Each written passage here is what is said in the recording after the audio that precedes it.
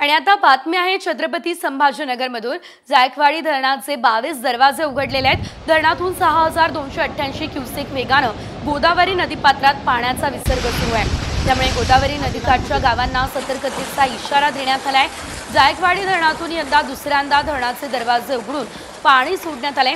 सध्या धरणात 99.78% इतका पाणीसाठा आहे। काल दिवसभर जायकवाडी धरण क्षेत्रात मुसळधार पाऊस झाला, त्यामुळे पाण्याची आवक वाढली आहे। पावसाचा जोर वाढला तर विसर्ग आणखी वाढण्याची देखील शक्यता नाकारता येत नाही।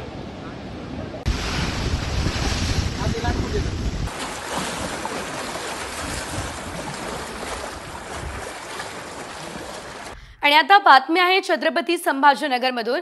जायकवाडी धरणाचे 22 दरवाजे उघडलेले आहेत। धरणातून 6288 क्युसेक वेगाने गोदावरी नदीपात्रात पाण्याचा विसर्ग सुरू आहे। त्यामुळे गोदावरी नदीकाठच्या गावांना सतर्कतेचा इशारा देण्यात आलाय।